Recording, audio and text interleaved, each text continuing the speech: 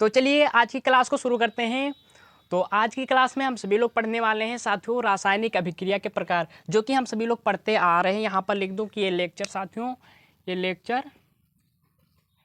4 है साथियों, ये लेक्चर 4 है। तो आज की क्लास में हम सभी लोग पढ़ने वाले हैं कि रासायनिक अभिक्रिया के प्रकार। साथियों रासायनिक अभिक्रिया के प्रकार हम सभी लोग पढ़ते आ रहे हैं, जो कि लेक्चर 4 है। लेक्चर 1 में हम सभी लोगों ने पढ़ा था कि रासायनिक अभिक्रिया क्या होता है, रासायनिक समीकरण क्या होता है, रासायनिक अभिक्रिया को कैसे पहचानें, रासायनिक समीकरण क्या होता है और रासायनिक समीकरण को संतुलित कैसे करें। यहाँ तक साथियों हमने लेक्चर 1 में पढ़ा था। और लेक्चर 2 में हम सभी लोगों ने पढ़ा था रासायनिक अभिक्रिया के प्रकार। तो रासायनिक अभिक्रिया के प्रकार लेक्चर 2 में हम सभी लोगों ने पढ़ा था, जो कि संयोजन अभिक्रिया क्या है, वियोजन अभिक्रिया क्या है।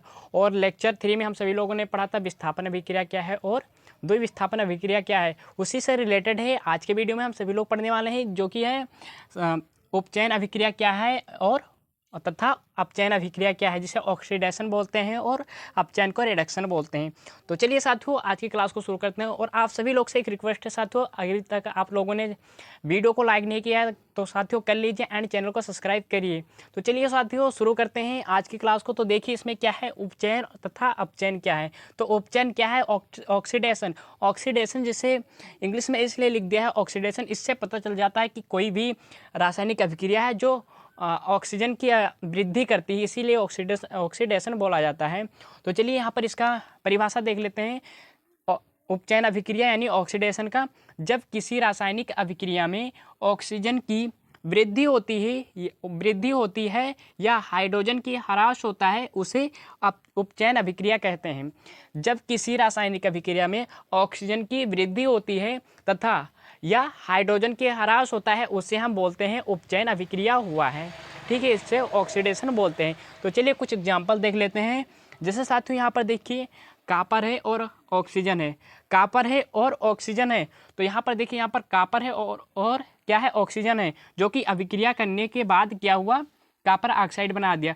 तो इसमें आप देख सकते हो कि यहाँ पर जो हुआ है कॉपर का क्या हुआ है मेरे भाई, कॉपर का हुआ है उपचयन हुआ है, कॉपर का उपचयन हुआ है, कॉपर का उपचयन हुआ है। तो यहाँ पर देखिए कॉपर ऑक्साइड है, यहाँ पर सिर्फ कॉपर है। यहाँ पर ऑक्सीजन से अभिक्रिया जब होता है तो क्या बन गया, कॉपर ऑक्साइड बन गया, जो कि क्या हुआ इसमें जाकर जुड़ जाता है। आप इसे रासायनिक अभिक्रिया भी बोल सकते हो। जैसे यहाँ पर और एग्जाम्पल ले लेते हैं, जैसे 2 एग्जाम्पल ले लेते हैं हम सभी लोग। मैग्नीशियम को ले लेते हैं, मैग्नीशियम, चलिए 2 मैग्नीशियम ले लिया और ऑक्सीजन को ले लिया। तो यहाँ पर अब क्या करेंगे, देखो मैग्नीशियम और ऑक्सीजन को जब हम अभिक्रिया करेंगे तो क्या बन जाएगा, मैग्नीशियम ऑक्साइड बन जाएगा।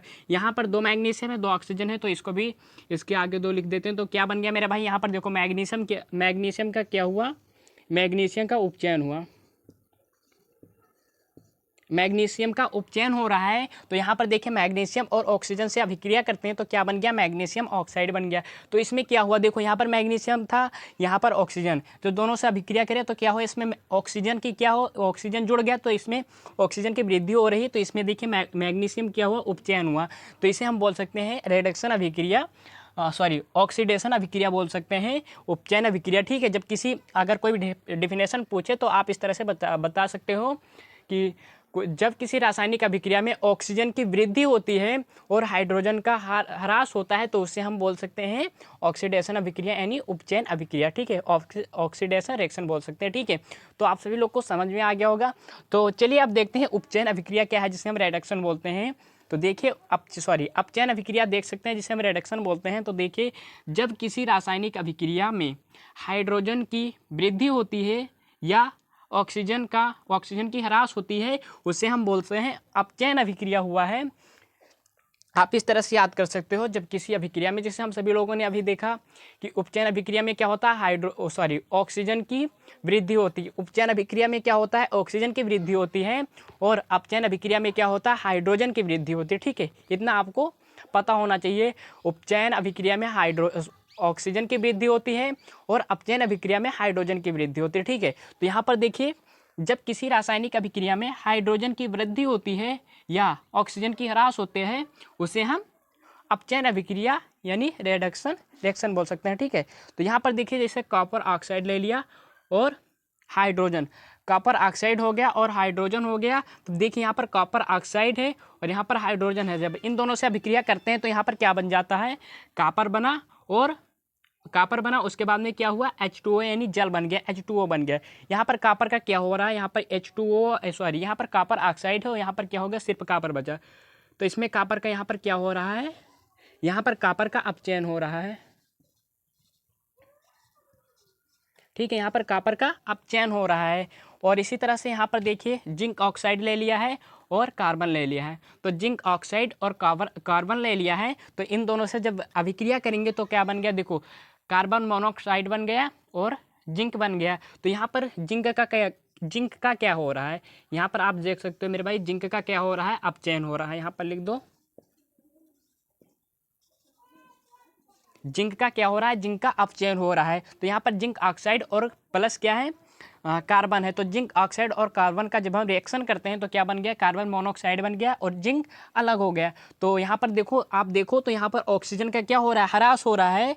तो हम इसे बोलते हैं कि क्या हुआ, अपचयन बोलते हैं। ठीक है, तो जिंक का क्या हो रहा है, अपचयन हो रहा है। तो इतना आप सभी लोग को साथियों समझ में आ गया होगा। तो चलिए देखते हैं रेडॉक्स अभिक्रिया क्या है। तो यहाँ पर लिखा है रेडॉक्स अभिक्रिया, जिसे इंग्लिश में बोले तो इसे बोलते हैं रेडॉक्स रिएक्शन बोलते हैं। ठीक है, रेडॉक्स रिएक्शन बोलते हैं। तो देखिए इसका डेफिनेशन क्या है, जिन अभिक्रियाओं में एक अभिकारक उपचयित हो तथा दूसरा अपचयित हो उसे रेडॉक्स अभिक्रिया कहते हैं। ठीक है, उसे रेडॉक्स अभिक्रिया कहते हैं। तो यहाँ पर उदाहरण देखिए, जैसे रेडॉक्स अभिक्रिया पहले समझिए, जिन अभिक्रियाओं में एक अभिकारक उपचयित हो तथा दूसरा अपचयित हो उसे रेडॉक्स अभिक्रिया कहते हैं। जैसे उदाहरण अब देखते हैं मेरे भाई, जैसे यहाँ पर क्या है, देखो यहाँ पर क्या है, जिंक ऑक्साइड है। ठीक है, जिंक ऑक्साइड को हम कार्बन से रिएक्शन करते हैं, जिंक ऑक्साइड और कार्बन है। तो यहाँ पर देखिए जिंक ऑक्साइड को कॉपर से रिएक्शन करते हैं तो क्या बना, कार्बन मोनोऑक्साइड बना और फिर जिंक बना। ठीक है, तो यहाँ पर देखिए कॉपर का क्या हो रहा है, कॉपर का उपचयित हो रहा है, क्योंकि कॉपर ऑक्सीजन के साथ मिल गया, जिसमें ऑक्सीजन की वृद्धि होती है उसे उपचयन बोलते हैं। ठीक है, उपचयन बोलते हैं। और यहाँ पर देखो जिंक क्या है, जिंक ऑक्साइड है और यहाँ पर क्या बचा, जिंक बेचारा अकेला बचा। यहाँ पर देखो ऑक्सीजन इससे निकल गया, जिसमें ऑक्सीजन की हानि होती है उसे अपचयन बोलते हैं। तो यहाँ पर इसको इस तरह से लिख सकते हैं कि जिंक का क्या हुआ, जिंक का अपचयन हुआ। ठीक है, जिंक का अपचयन हुआ। तो यहाँ पर जैसे देखो जिंक ऑक्साइड को कार्बन के साथ रिएक्शन करें तो क्या हुआ, जिंक कार्बन मोनोऑक्साइड बन गया। ठीक है, जिंक ऑक्साइड को कार्बन के साथ करें तो कार्बन मोनोऑक्साइड बन गया और जिंक अलग हो गया। तो यहाँ पर देखो ऑक्सीजन की इसमें क्या हुआ, जो कार्बन मोनोऑक्साइड बना, जिसमें क्या हुआ, कार्बन का क्या हुआ, अपचयन हुआ और इसमें जिंक का क्या हुआ, अपचयन हुआ। ठीक है, अब दूसरा एग्जाम्पल देखते हैं। जैसे यहाँ पर देखो कॉपर ऑक्साइड है। ठीक है, कॉपर ऑक्साइड है और इससे हम रिएक्शन करते हैं हाइड्रोजन के साथ।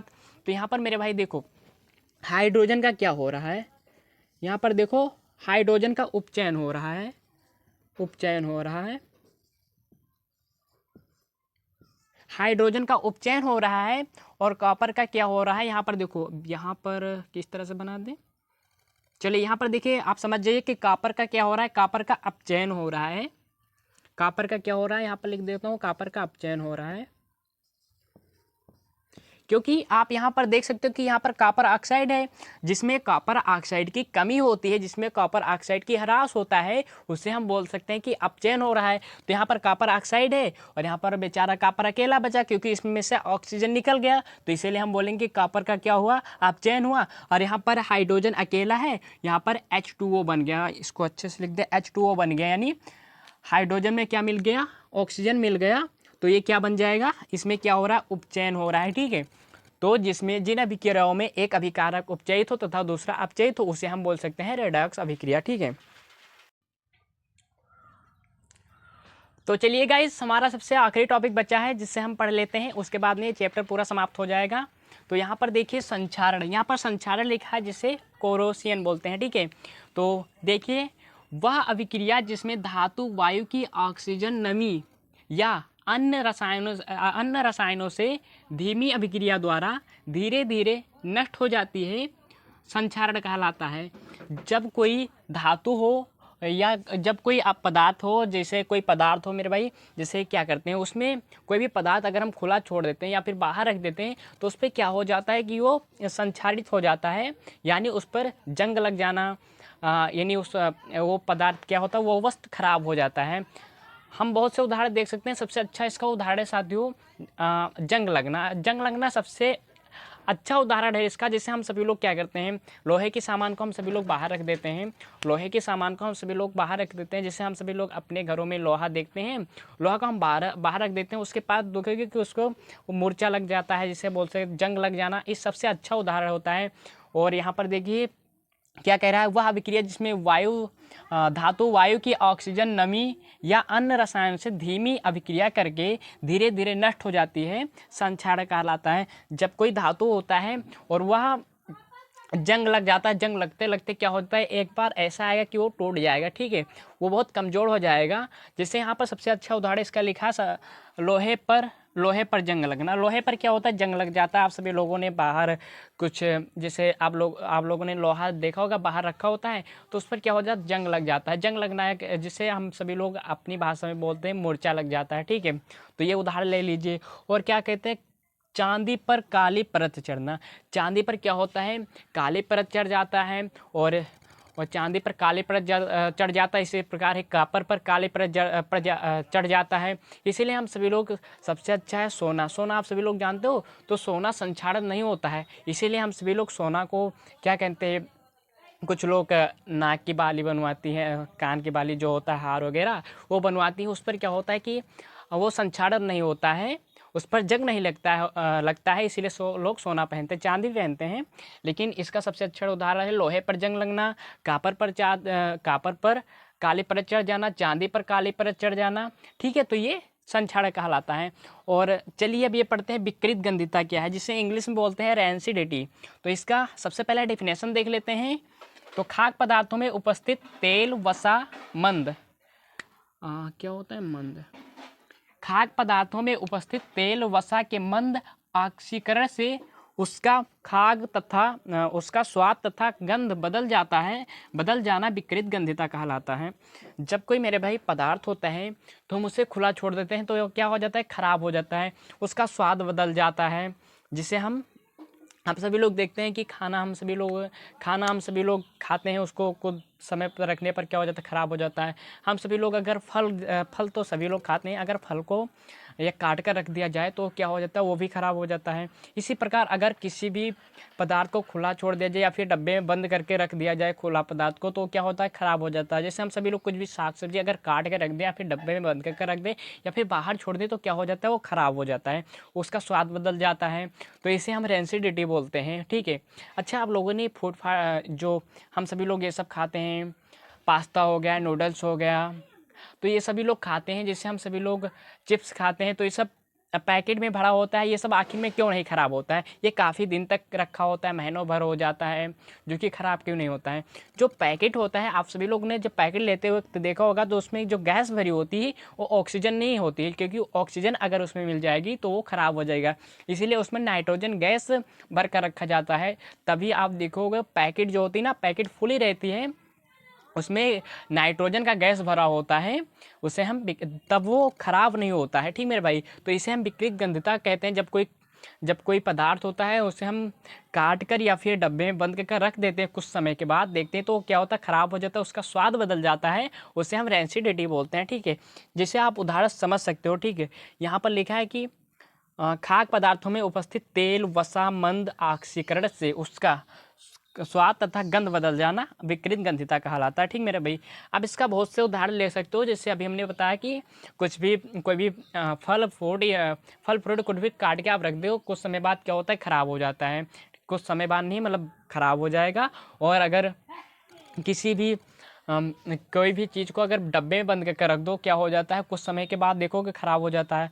आपने अक्सर देखो खाना, जो फिर हम खाना रखते हैं वो फिर क्या होता है, सुबह गर्मी की वजह से क्या होता है, ख़राब हो जाता है। तो ये किसका उदाहरण ले सकते हो। फुल चैप्टर समाप्त हो गया। अब इसके बाद हम सभी लोग करेंगे इसके मतलब इसके प्रश्न को भी हल करेंगे और इसके एक एक प्रश्न को भी देखेंगे। तो साथियों आप सभी लोग को वीडियो कैसा लगा ये कमेंट करके ज़रूर बताना। एंड अभी तक चैनल को सब्सक्राइब नहीं किया हो तो साथियों कर लीजिए एंड एक वीडियो को लाइक ज़रूर करें। तो आप सभी लोग को वीडियो कैसा लगा एक कमेंट जरूर करना साथियों। तो आप सभी हम अगले वीडियो में फिर मिलेंगे। जय हिंद साथियों।